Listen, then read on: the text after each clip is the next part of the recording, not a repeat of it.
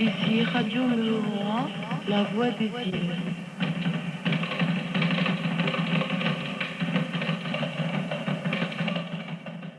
Lorsqu'on en parlait avec la population, qui était encore très polynésienne à l'époque, la réaction c'était que de parler des essais nucléaires, c'était être mal poli, il ne fallait pas en parler. Donc, et puis on faisait confiance. La population qui, à l'époque, il n'y avait pas de télévision, à l'époque, il n'y avait pas de... Il y avait juste une petite radio locale qui s'arrêtait à 8 heures du soir. Et je crois que la majorité de la population ne connaissait même pas le mot radiation, ou ne le comprenait pas. Étant donné que je venais des États-Unis, je savais les problèmes qu'il y avait eu aux îles Marshall, hein, surtout. Et il faut dire que les essais aériens, bon, même si c'était d'une puissance moindre, avaient été la même chose. Et il était logique de penser que les effets étaient les mêmes. Ne voyant pas l'atome français être plus propre que l'atome américain ou russe à cet effet. Donc, lorsque j'ai commencé le magazine, il est évident qu'il ne faut pas oublier que c'était tout le moteur économique du territoire. On ne pouvait pas ne pas s'intéresser au nucléaire. Il faut savoir que le représentant de l'agence France-Presse était aussi le directeur de la communication du haut-commissaire.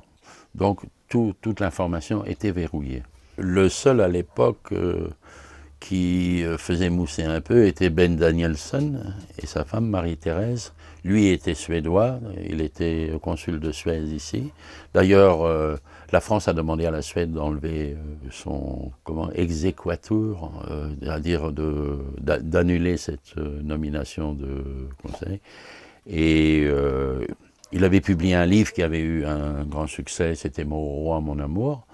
Mais à part ça, tout était contrôlé par l'État, en extension par l'armée. Et d'ailleurs, il était assez difficile d'avoir des permis de séjour pour les étrangers et tout. Je le sais, puisqu'à l'époque, il a fallu plusieurs négociations pour que je puisse rester en Polynésie française. Et c'était bon enfant. Il n'y avait pas de... juste une petite anecdote qui montre, c'est qu'ils se sont rendus compte que la population savait à l'avance qu'on allait avoir les tirs aériens. Et ils ont déclenché, ils ont cherché le deuxième bureau, la DGE et tout, pour voir d'où venait la fuite. Et puis finalement, quand ils ont trouvé, c'était très très simple. C'est que comme l'armée coupait les appels téléphoniques de Mururoa des travailleurs vers leur famille, au bout de 2 essais, les gens avaient compris. Il n'y avait pas d'espions, il y avait tout simplement, c'est que c'est eux-mêmes qui donnaient l'information. Juste une autre histoire pour montrer comment ça se passait.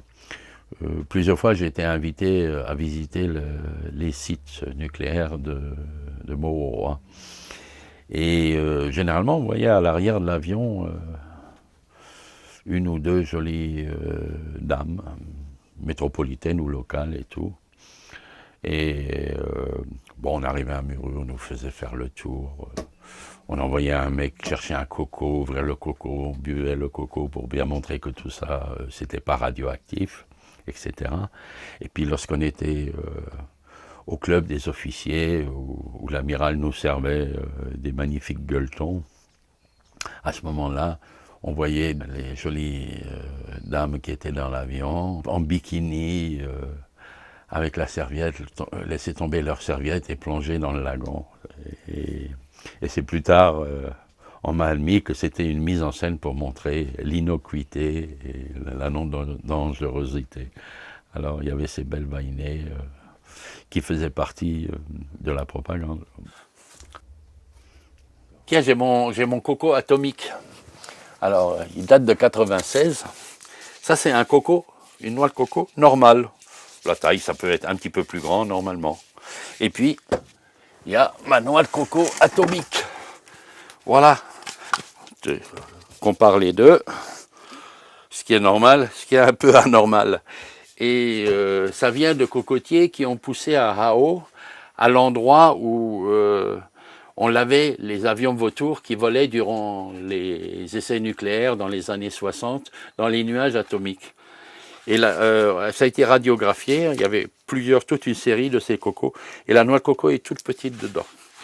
Et ça, c'est mon célèbre coco atomique, c'est comme les pommes de Tchernobyl, mais version cocotier.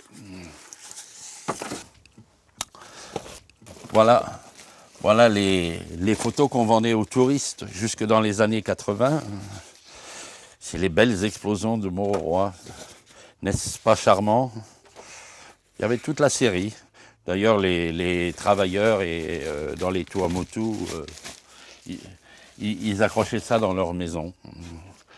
C'est à peu près le seul souvenir qui reste de la période atomique.